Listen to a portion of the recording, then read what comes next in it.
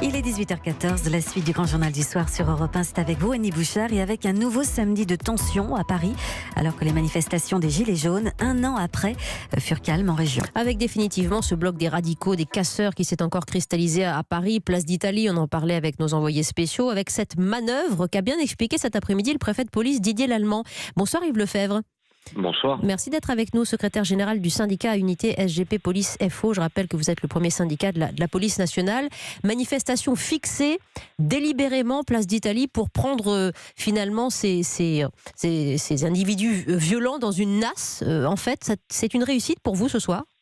Oui, c'est une réussite. Bon, on va pouvoir parler de réussite complète à l'issue, je dirais, de la neutralisation des groupes qui se sont un peu disséminés dans les rues de Paris.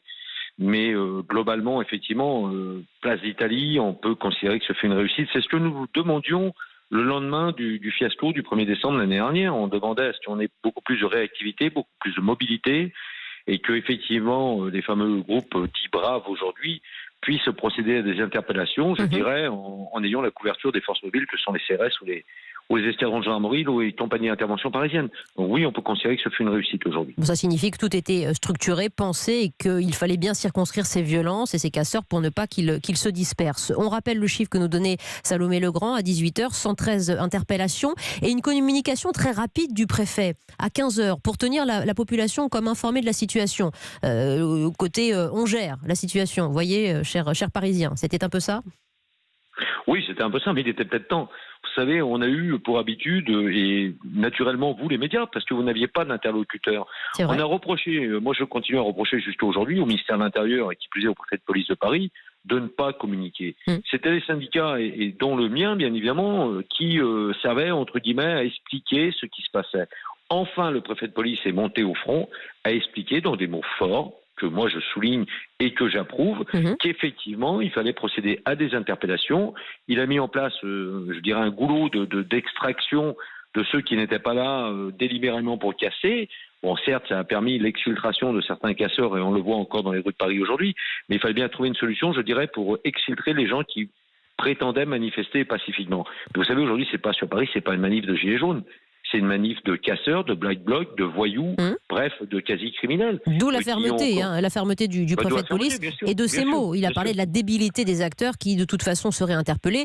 Ça, on est bien d'accord aussi sur le sujet. Qu'ils aient porté des cagoules, des foulards ou pas, tous ceux qui étaient place d'Italie, qui ont commis ces actes, ces exactions, et je pense aux violences vis-à-vis des forces de l'ordre et des pompiers, seront interpellés ce soir.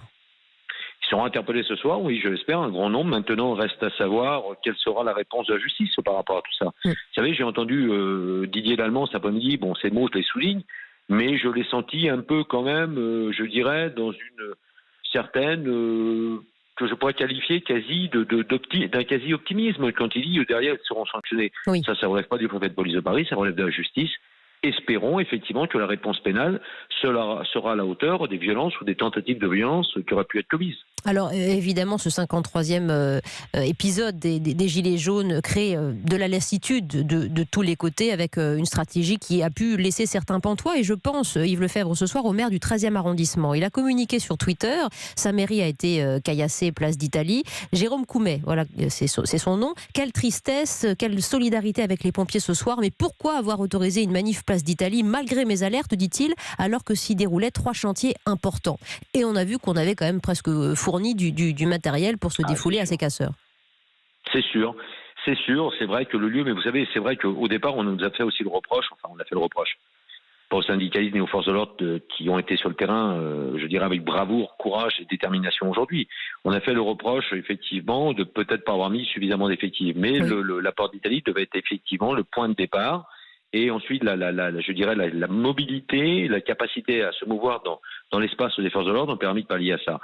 Je pense, effectivement, je peux comprendre la colère du maire du 13e arrondissement, mais je pense qu'on aurait la même colère aujourd'hui sur un autre arrondissement si effectivement notre point de départ avait été déterminé.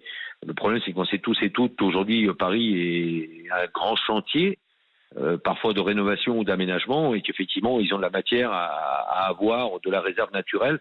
notamment à travers les pavés ou les barrières, hein, bien évidemment. Oui, dommages collatéraux qui étaient peut-être le prix à payer ce soir. Un mot encore, Yves Lefebvre, de la manière dont se sont sentis les équipes, vos hommes sur place. Vous avez eu toutes les remontées de terrain depuis ce matin. Toujours des caillassages, toujours des prises à partie, des images très fortes. Les policiers défendant au bouclier des pompiers qui sont en train d'intervenir pour éteindre un incendie. Vous retenez tout ça et quelle philosophie, quel état d'esprit de vos hommes ce soir?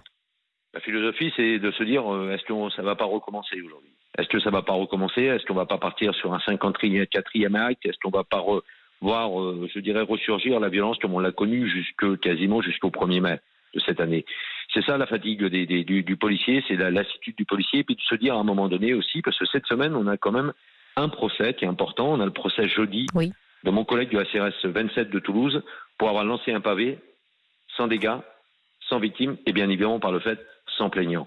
Et c'est là, si vous voulez, la défiance de ressentie par les forces de l'ordre aujourd'hui qui ont fait leur travail d'une façon admirable.